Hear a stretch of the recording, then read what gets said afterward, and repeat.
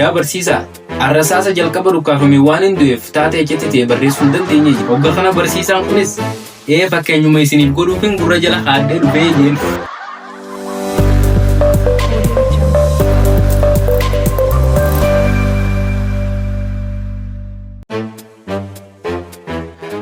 Barsiisaa fi barattoota isaatiitu wajjin ture. Yeroo kana barsiisaan kun kan hojii dareedhaa ta'a akkana jettu barattootaaf kanneen. Isin hundinuu akka nama yeroo ammaa dirree waraanaa keessa jirutti taatee achitti ta'uu fi mudannoo achitti ta'u barreessaadha jeen. Hogga kana barattoonni kun hundi isaanii tole yaanii barreessuu eegalan. Barsiisaan osoo keessa deemee lallaalutti jiruuti mucaa tokko ho'usee taa'u arge. Hogga kana yaa mucaa maaliif teessaa jeen ustee maan barreessinee jeen akka ijoolleetti. Hogga kana mucaan kunis akkam yoo jeen gaariidha isinitti fakkaata. Yaa barsiisaa, arrasaasa jalqaba dhukkaafame waan hin du'eef taatee achitti ta'e barreessuu hin dandeenye jeen.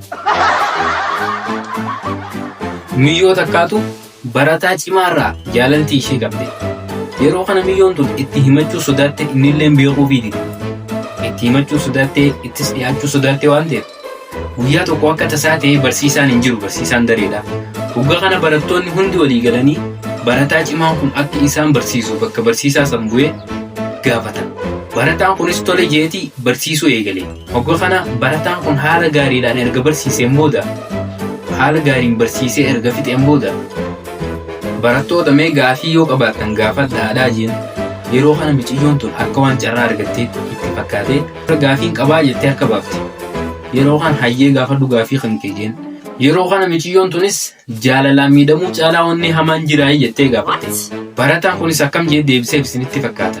Wanni haala nama gaddisiisu qorumsa irratti deebii sirrii turte haqanii jijjiiruudhaa jeen.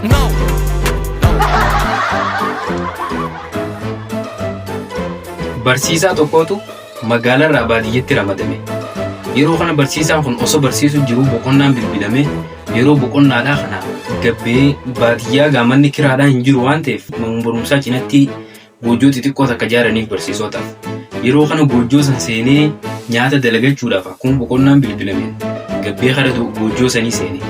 Osoo inni nyaata kana dalagu jiruuti shunkurtiin ijeessa gubte. Hogga kana barsiisaan kun qolola shunkurtiidhaa fuudhee gurra jala kaate. Gurra lamaan jala hogga kaatu ammas bilbilame boqonnaan dhumee jira seenaadhaa bilbilli jiru bilbilame. Barsiisaan kun gurra kana jalatti irraanfateetuma qolola shunkurtii kana fiigee kilaasii seene. Hogga kana mata dureen irraa fuduraa fi muduraadha jee barreesse. Hogga kana barsiisaan kun barattoota isaatiin guyyaa irraa mata duree fuduraa fi muduraa jiru baranna jeen. Hogga kana mee namni fuduraa fi muduraan maal akka ta'e naafi munii jiraahii jeen barattootaan. Hogga kana barataan duuba taa'u tokko gurra isaa jalatti qolofa shunkurtiidha kan hogga argu. Yaa barsiisaa jeen. Uunoo fuduraa fi muduraan waan gurra kan kee jala jiru sanii jeen. Hogga kana barsiisaan kunis fakkeenyuma isiniif godhuufin gurra jala haadhee dhufee jeen.